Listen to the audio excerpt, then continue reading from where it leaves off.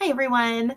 I am a librarian for 5th and 6th grade students in Missouri, and I posted a video about the Thermobind machine a few years ago, and it got a lot of feedback, and I thought that since there were so many questions in the comments that I would just do a whole new updated video. I also posted that video a few years ago, so now I have a couple more years of experience with this machine, so I can really kind of tell you how it lasts long-term wise. This is the Thermobind TB500. It cost only about $400 when I bought it. I will say that was probably 6 years ago, maybe even 7 years ago. But she has lasted that whole time. And there's only one thing I really don't love about it that we'll get to after I talk about its functionality. So she's definitely lasted a long time and is considerably cheaper than the Cover One model. She has a few less bells and whistles. This is a very basic binding machine. So all it's really going to do for you is melt glue strips back into the pages to hold everything together. That said, for what I paid for it, she is going strong and I use her nonstop.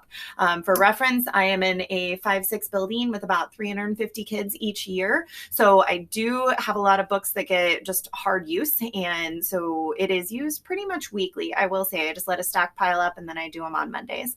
The way that the Thermobind works is really very simple. So it is great if you don't feel really comfortable with this process to begin. It comes with 2 pages of very simple instructions. So you can read those instructions, or I'm going to show you how to do it right now real quick. So when you get books back that have been read and dropped or held by the covers or whatever, and the spine is no longer connected, you will get these little glue strips. The glue strips you can buy on Amazon. You can Google just bookbinding glue strips and it comes up with a ton of different locations. I bought mine when I bought my Thermobind machine. I bought it from a local company here in Kansas City and they just gave me, I think I got like 2,000 glue strips and I have gone through maybe a couple hundred of them. And that was 6 or 7 years ago. So these will last forever because you only need 1 strip or even a half strip, depending on what it is that you're trying to do. So you want to cut it down so that it fits the size of your book minus like an inch on either side. If you get a little too excited and it goes all the way to the ends, the glue will seep out onto your hot plate. And we will talk a little bit more about that later. So when you turn it on, it will just take a few minutes to warm up, like 5 minutes or so. There's an option for 1 minute, 2 minute, or 3 minute rebinding. So that's just how long it sits on the plate before it beeps and alerts you to take it off of the plate. I have found one thing that is not quite as great as what I think the Cover One machine would do is that you do have to run this through at least twice to get the glue to really fully melt and absorb into the pages. So initially I was just doing the 3 minutes for the longest period, which is for these big kind of hardback books. But that was definitely not enough and my glue was not melting. So I just go into it expecting that I need to run it through 2 3-minute cycles, which if you're a very, very, very busy librarian and you have 2,000 students and no aid, you might find that a little bit cumbersome and you might want to opt for the Cover One.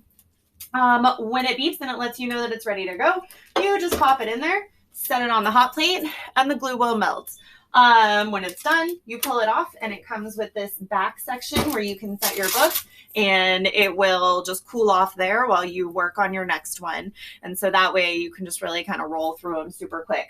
The machine itself will hold books up to 16 inches or so in length. I am sure there are other varieties. This is the TB500, and I know that there are other kinds that will hold bigger books. So it will hold books for me, like all the way up to my eyewitness books are the longest book that I can do in this.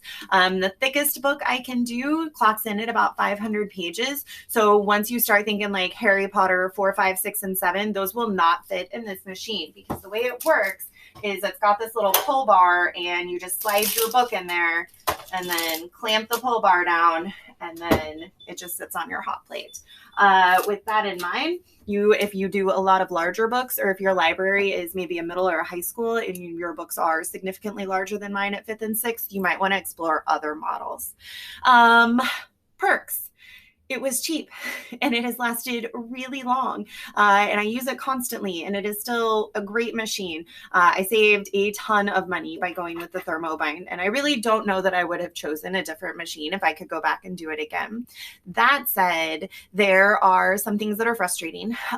Sometimes my rebinding stack really stacks up because it is 6 minutes per book instead of the advertised 3 minutes per book.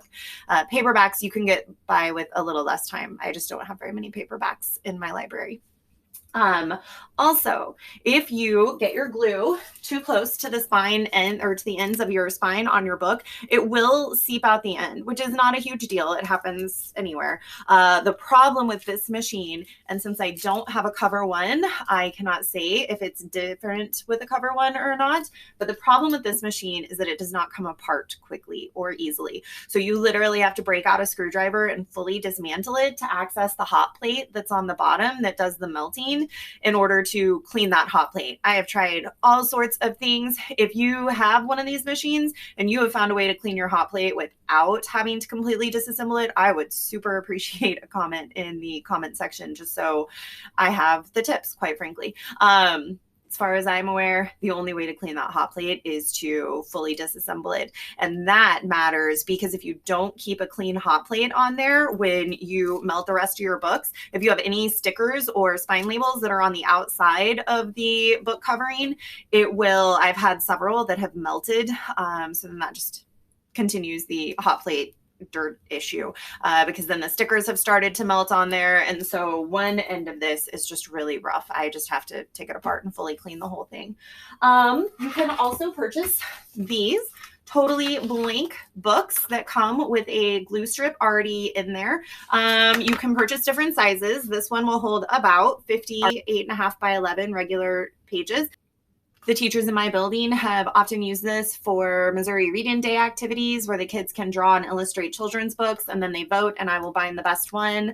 It's also been done by our gifted program when they enter contests, and they will also write stories and they will bind them and they will send them down to the elementary and primary schools for those kids to use. So there are some options for this as well. They were not expensive. I think I got them on sale and it was maybe $20 for an entire set of 30. The only other thing to know about this machine is that it has an automatic power off option. So if you're really busy and it's the end of the day and you leave a book on the hot plate, you do not have to go back to school. The machine itself will stay on, but the hot plate itself will stop heating and it cuts off the power to the hot plate. So when you come in the next morning, your library won't be on fire and your book will also be fine. So I think that covers everything that is the basic info about the Thermobind TB500. So if you have any questions, feel free to drop in a comment. And again, if you have any suggestions on how to clean this hot plate without having to fully disassemble it, please let me know. And happy bookbinding!